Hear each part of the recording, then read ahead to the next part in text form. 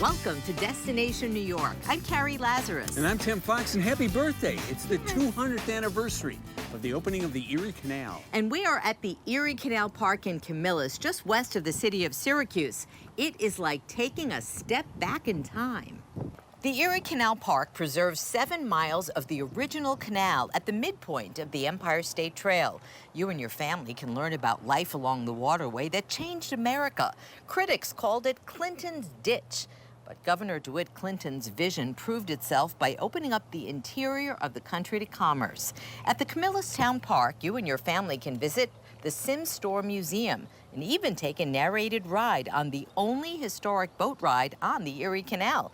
Find out more about the Dave and Liz Beebe Erie Canal Park online at eriecanalcamillus.org. Let's get started in western New York along the Niagara River at a state park dedicated to the arts. Sarah Minkowitz takes us to the Lewiston Art Park. Art Park here in Lewiston, New York has a little bit of something for everyone. And its unique way of combining art and nature is what draws tens of thousands of people to this park every year. We're really a community asset. We're the backyard for our friends here in the village of Lewiston, who enjoy coming in here every day for recreation and walking their dogs and what have you. And we also are just a place people look forward to going to. Located next to the Niagara Gorge, Art Park makes up of 150 acres, full of greenery, breathtaking views, and artwork. It's a natural place for people to go and get away from it all and experience art in this natural setting, because it's something that's unique about us, and we talk about our mission of having art, nature, and culture. Dave Wedekind is the president of Art Park. The organization formed in 1974. At its core, it's a New York State park. But Wedekind says this space offers visitors so much more. Created as an arts and entertainment organization, so we have a pretty diverse schedule of visual arts, performing arts, camps, children's activities, art classes, a bit of everything. During the summer months, music lovers head to Art Park to catch a show at its world-class amphitheater. Here you can listen to your favorite artist while enjoying this view. And encourage people to just come and enjoy the trails, enjoy the visual arts installations, maybe catch a show while you're here too. There's just really a lot going on, and it's a great place to just relax, be outdoors, beautiful, stunning setting. You couldn't ask for more. This is the space where a lot of indigenous people lived and put their canoes in, and it was an important place.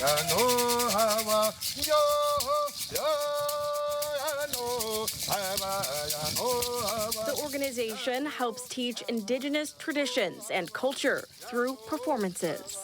I think if you only know Art Park as the concert venue, you may not know that.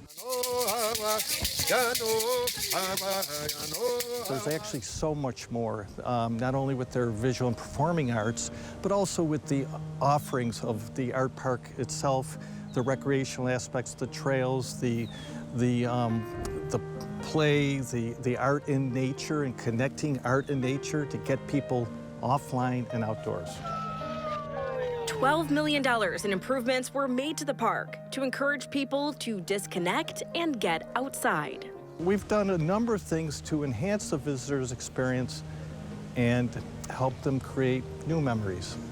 Upgrades include a new connector trail and parking improvements. Making the place easier to navigate through, whether you're in a vehicle or by pedestrian. By investing in the park, leaders say they are investing in the surrounding community by making Art Park a must-see destination.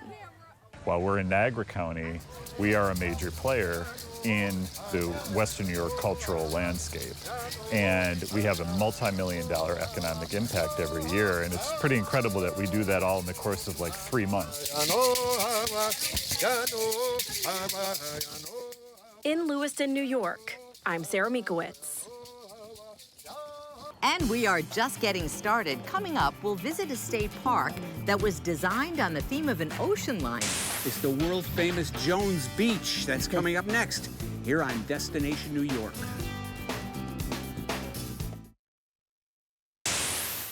New New York City doesn't actually conjure up images of laying on a beach, but just 20 miles from the heart of Manhattan, you'll find 6 miles of white sandy beach that conjure up summer fun like nothing you've seen. Let's head to world-famous Jones Beach on the South Shore of Long Island. Jones Beach State Park is the crown jewel of New York State Parks. Jones Beach is tradition, right? It's community. It is unique. It is a vacation unto itself. I consider it, you know, the hidden gem, really not only of Long Island, but also of New York State. I think one of the things that draws so many people to this iconic place is the fact that, yeah, the majority of our visitors come for the beach and for the recreational activities that include using the beach and swimming, but we're not just a beach. Jones Beach is a major beachfront recreational facility. There are just so many attractions that are here that people can, you know, they can eat here at restaurants, they can go zip lining, they can go and bathe, and they can play mini golf. Everybody knows that this is a destination for whatever their reason that they choose. I want somebody to say, you know what? I don't feel right today. I need a state park. Jones Beach, that recharges our own batteries, our core batteries. It refreshes us and rejuvenates us. The history of this place, of this park, it's legendary. This is a photograph of a lifeguard in the 1930s. Jones Beach was one of many parks that were created with the intent of helping people in New York City escape the urban sprawl. It's incredibly important to maintain the history of Jones Beach because it's so rooted, right? Remember, this was a swamp. Our predecessors had that vision that this could be something. This is an aerial view of the original Marine Theater at Jones Beach State Park. We know it was built sometime in the early 1930s. They had some plays, they had some water acts, and now we've developed into a major concert venue hosting some of the top artists.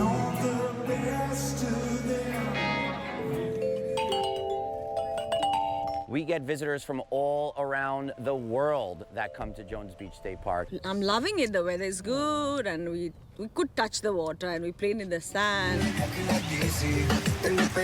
Each beach, or each field as we call it here, has their own personality, if you will. You could spend a week just at Jones Beach alone, and you can go field to field, and you'll get a unique and different experience at each of those fields. There's something core to all of us to get out here and just connect with what nature is. Of course, Cooperstown is known around the world as the home of the National Baseball Hall of Fame. But it's also known for theater and music. Jim Emke reports on the Glimmerglass opera scene.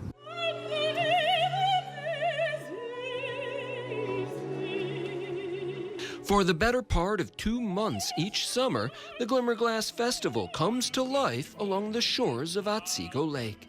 I like to think of Glimmerglass as a bit of a cultural miracle. It is just amazing that New York State's second largest opera company sits here by this lake in upstate New York.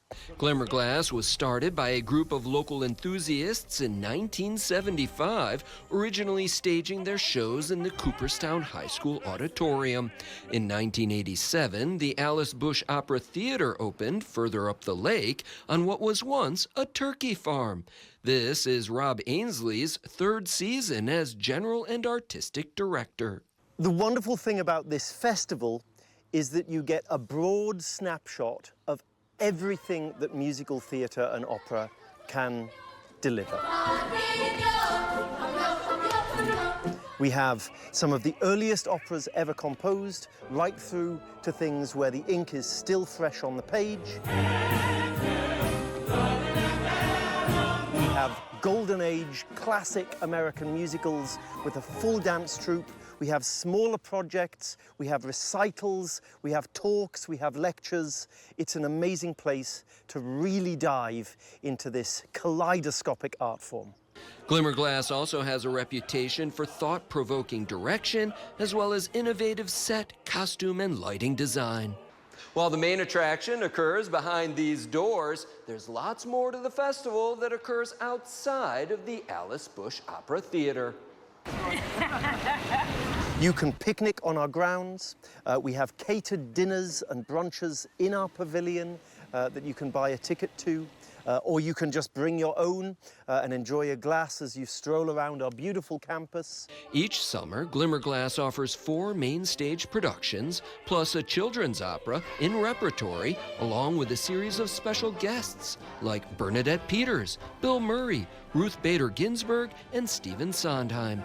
And there are a pair of festival weekends when out-of-town visitors can take in all 4 productions. You can experience everything the festival has to offer, as well as everything the town has to offer. Its beautiful museums, its historic mansions, a ride on the lake, and of course the Baseball Hall of Fame.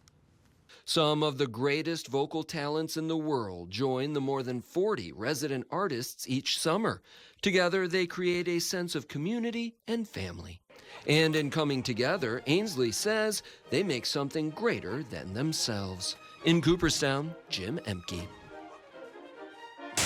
Coming up, we'll take you to Rochester and visit a 19th century brewery that's become a 21st century attraction. Thirsty? Time to head to the banks of the Genesee River in Rochester. Adam Chodak takes us to a place that taps into history. There you go, sir. Few things draw people to Rochester, New York, like the Genesee Brew House. I've had tour groups from Europe. I've had tour groups from Asia. And Paul Constantine, I've kind of become the unofficial historian here. Knows they come for more than a pour. We are one of the oldest breweries in the country, so this brewery has ridden out the storm through the whole thing. Making a stop here, a step back in time. I mean, how many breweries have a museum?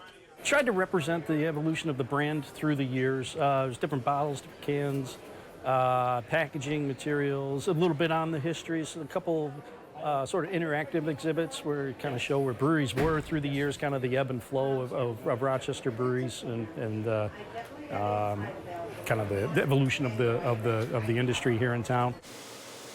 But for a brewery that dates back to the 19th century, Genesee boasts 21st century offerings like a bustling restaurant and expansive gift shop. And it's in the gift shop we found Dina Lamborn, who took a relative in from Buffalo here to try the brew. And then here you've got food, you got drink, you got merchandise you can spend your money on, and the tour's very informative. We've done that in the past, and it's good all the way around. Another selling point, she says, is the easy access, even though this is in the middle of the city. So we didn't have a hard time getting here. There's a good spot to park, and you have to check it all out. Especially this room beyond the shop and museum, where you can sample the staples while also trying out the latest concoctions to come out of the pilot program. Dean Jones, our brewer, cranks out just fantastic beers all year round. So yeah, it's a great place to come in, relax, enjoy an afternoon or an evening or what have you, and just have a good time. So inside, you've got the clothes, you've got the history, you've got the food, and of course, you've got the beer. But it's what's outside that will make any visitor go, what is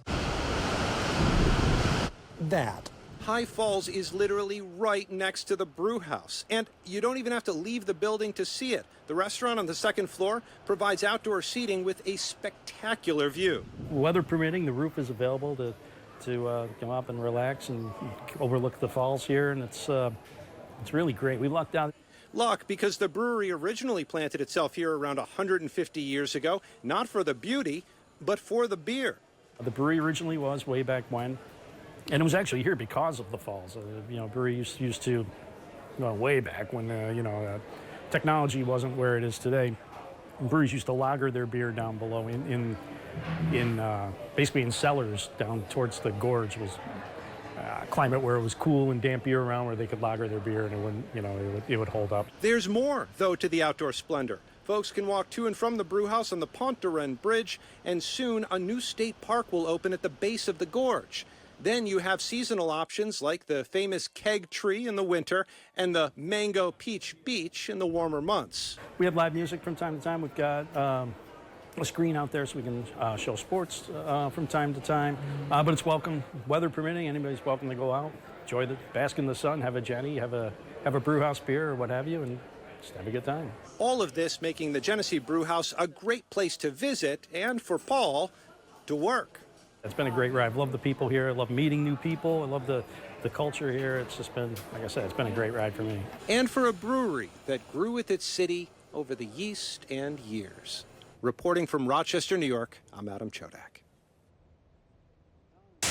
You know, our future depends on finding ways for people and nature to thrive together, and that's what the Wild Center in the Adirondacks is all about. Here's Matt Laufer. The Adirondack Park, 6 million acres of outdoor adventures. Nestled right in the heart of the Adirondacks, something wild is happening in the quaint mountain village of Tupper Lake, New York. Welcome to the Wild Center. The Wild Center is this really unique mashup of a bunch of different things. We're part Natural History Museum, Science Center, we're part aquarium, and we're part outdoor attraction. The Wild Center sits on 115 acres of Adirondack wilderness. For those ADK newbies, start here. If you were ever interested in hiking a high peak, or canoeing one of the many lakes or rivers here in the Adirondacks, but maybe you've never done it before, and you just kind of want to get your toes wet and get an introduction, the Wild Center is a great place for that. There's far too many outdoor adventures to list, but one of the award-winning attractions that really put the Wild Center on the map. We're standing on top of Wild Walk, which is a totally accessible way to get up above the trees and get panoramic views of the Adirondacks, to get a different perspective on nature. And that's really what we're all about here, is igniting a passion for nature. For those looking for a bird's eye view of the Adirondacks, this giant eagle's nest is the place to be. If you'd rather keep your feet on the ground, but you still want to spread your wings, head over to the Wild Center's 54,000 square foot state-of-the-art museum. Birdly, which is an augmented reality experience that gives you the sense of flying like a bird through different landscapes. That's inside of the museum. Alongside dozens of interactive displays and activities inside the museum, the animals, hundreds of them. You would see it in the Adirondacks, you would see it at the Wild Center, and vice versa. So everything from North American river otters, which are the stars of the show, to other charismatic mammals like porcupines and woodchucks, to birds of prey and owls, all the way down to fish and reptiles, amphibians, and really everything in between. Animals are almost a universal entry point. When we can bring people face to face with these critters, I mean, most of these animals, when you encounter them in the wild, you're going to see them from a distance. How often do you get to be right up close and personal with a river otter? It's all about making education fun. We can inspire people to be more excited about natural history, conservation, and education by getting them to engage in hands-on programming with our naturalists, as well as bringing them closer to our animal neighbors. So who is the Wild Center for? Families with young kids, we see retirees, we see school groups, we see people who are just in the Adirondacks on vacation and are looking for something to do on a rainy day. So the Wild Center is for anybody who is passionate about nature. For more information and to plan your trip, visit wildcenter.org. In Tupper Lake, I'm Matt Laufer. When we come back, we're going to take you to the most comprehensive museum that explains the route of the canal, the Erie Canal, that is. Don't go away. More of Destination New York continues right after this. As we told you, this year marks the bicentennial of the Erie Canal. And, you know, history buffs from all over the world head to upstate New York every year to learn more about the waterway that changed America. Let's turn the clock back to the start of another information age, 200 years ago.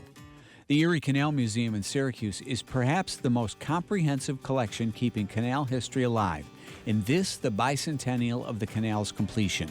People come from all over to learn about the waterway that opened the country to the rest of the world. It was a main route from the Great Lakes to the East Coast before the St. Lawrence Seaway. And about 50% of the people who visit us come from outside of New York State. And so we're telling this story, we're helping to spread the story of how the canal transformed not just our communities, but our whole country. Syracuse in 1820 had 250 settlers living in it. By the end of the next decade, there's about 10,000 people. And by the end of the century, 100,000 people living here. He was part of that group. The museum is housed in the last remaining Waylock building, where canal boats were weighed to assess tolls. The highlight is an almost-to-scale replica line boat, which would have carried the crew and some 40 passengers. So the back of the boat here is where the crew would have lived. This would have been their home for 8 months, 9 months out of the year. The front part is where passengers would have been carried, and then this middle part where we're standing now would have carried cargo. Once upon a time, it took 2 weeks to travel from Albany to Buffalo by stagecoach. The canal cut that to 5 days. There's a reason why the women's rights movement happened right here in central New York, and that's because of how connected Seneca Falls was to the rest of the world. Information moved so much faster in upstate New York in the 19th century than it did other places, because you could get on a canal boat and go pretty much anywhere in the state. Canal is still an open operational waterway, having impacts on New Yorkers every day and visitors to our communities, tourists. It's a huge tourist destination. Bicentennial celebrations throughout the state continue through the official anniversary of the opening of the canal, October 26th. From downtown Syracuse, I'm Tim Fox for Destination New York. You can learn more about all of this month's destinations by clicking the Destination New York tab on this station's website. And that's going to do it for this edition of Destination New York. We'll be back in about a month with another edition. Until then, happy travels.